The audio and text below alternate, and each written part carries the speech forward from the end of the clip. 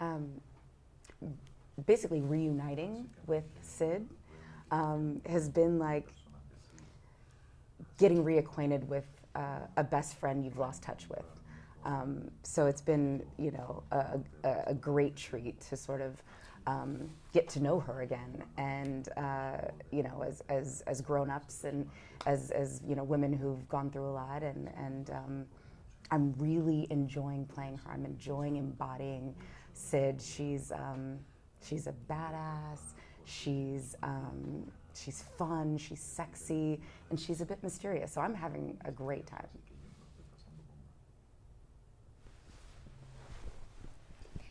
I'm gonna laugh because it's hard for me to concentrate.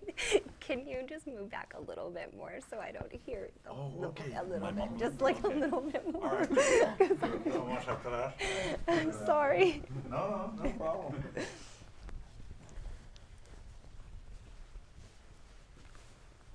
Kept it together though. I'm just delirious, so you know. So what was it like coming back to television after Dark Angel? It was really fun. I took a break for a little while, and I wasn't sure what I was going to do as an actress again. And when this opportunity came up to work with Gab and to do an action show, it's like action-packed, 2 women, and we get to kick butt, and we're confident, and I think men and women will both really like watching this show. And it's everything that I love in entertainment. It's fun, there's comedy, there's lots of action, but then there's lots of mystery and really kind of good backstories, like juicy backstories with our characters. So it's fun to play. ¿Qué creéis que hacen a Alba y una serie policíaca diferente? What do you think makes LA Finest a different type of police series?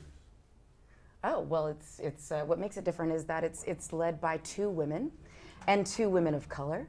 And not only are we, you know, the stars of the show, we're also executive producers of this show, and you do not have this in television, period, at all. And then you add in that we're 2 women of color. Now we're setting, you know, we're making history. So this has been an amazing treat and a huge responsibility for us, but we're taking the bull by the horns, and we're having an amazing time, and we're delivering great quality, entertainment, and we're kind of turning the cop show genre on its head. I would say what differentiates this from other cop sort of shows that you would see out there, on top, and just adding on to what Gab said, is it's not a procedural. It's not really about the crime of the week. It's not about uncovering, the crime isn't the star of the show. What's the star of the show is our relationship. And we both have these really mysterious, like, sordid pasts that we are trying to, you know, kind of avoid, but they keep creeping up on us. And we're forced to really confide in each other, and not necessarily have a man come and save us, but for us to help each other out and save each other if we need a hand. And I think that's cool to see in a relationship between 2 women. Sid y McKenna son ejemplos poderosos de mujeres fuertes, independientes, diversas. ¿Empiezan a cambiar las cosas en Hollywood? You, in this show, you both are examples of different kind of women, outgoing, exciting, strong. Do you think things are starting to change in Hollywood now for women? We are the change we want to see, to be honest. So, you know, we wanted to see more female-centric programming. We wanted to see more women in front of and behind the camera, and we decided to create the future that we wanted to see, not only for ourselves, but for our children. So, yeah, it's changing, but that's because we're the cogs in the machine that are making the wheels turn.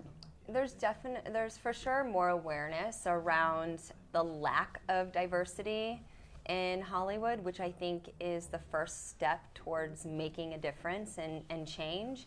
And then, you know, Gab and I just happen to be in positions where we can create, like she said, the change we want to see in Hollywood. So no one's creating these types of roles for women. We had to create them ourselves.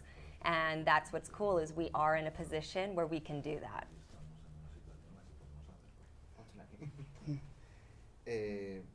¿Cómo está haciendo la recepción del público con Alba y si veis posibilidades de una segunda temporada? How is the audience so far receiving LA's Finest, and is there talk already of the possibility of a second season? I mean, as far as we know, the audience, from what we can see on social media mainly, the audience has been thirsty for this type of programming and loves it. They think it's sexy, like all the things that we set out to do. It's fun. They love. They love the jokes. I mean, we're girls that they want to hang out with. I think we break down a lot of the stereotypes and the archetypes that men usually write for, you know, how they want to see women and how they edit us and direct us and depict us in a lot of things. And we, you know, really flip that on its head. And we wanted to portray women that we want to hang out with and be friends with. And that's also what people are seeing and responding to, I think, as well. And they like it a lot. So hopefully, Your Lips to God's Ears, we get a second season. Ojalá. Esta es la primera serie que para Spectrum Originals en Estados Unidos. Vuestra experiencia, ¿cómo han cambiado producir series de televisión en los últimos años desde la llegada de las plataformas? Okay, this is the first show for Spectrum Originals. In your experience, or from what you've seen, how have things changed for the production of shows and series with the arrival of the different platforms? Like in Like general. there's more opportunities to tell stories because there's so many different Oh, platforms, you know. okay. Yeah. Yeah. I was like, Yeah, I think with streaming services on top of cable and network, there are so many more opportunities for people to tell their stories. And what's great is you are seeing more and more people tell stories with women at the center of these stories, where with a big film budget and marketing campaign, I think there weren't a lot of people that were comfortable putting women at the center of it. And in television, because there's so many ways that you can consume entertainment, there's a lot more room for different types of stories, which has allowed women to tell stories in a different way than you have seen. And really this last like 10 years, you've seen a big difference in entertainment, I think.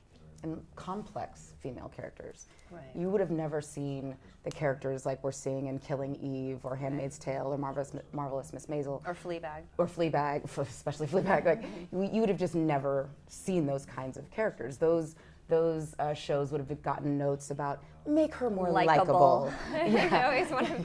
Can she smile more? Yeah. So now that you have so many more opportunities because of all the different platforms, I think you see a diversity of women. Storytelling. Yeah, and storytelling. Yeah. Yeah, for sure. De hecho, va a haber película de Bad Boys, otra. ¿Veis posibilidad de que vuestros personajes aparezcan en la nueva película? Y si también veis la oportunidad de que haya un crossover entre la franquicia de las películas con la serie.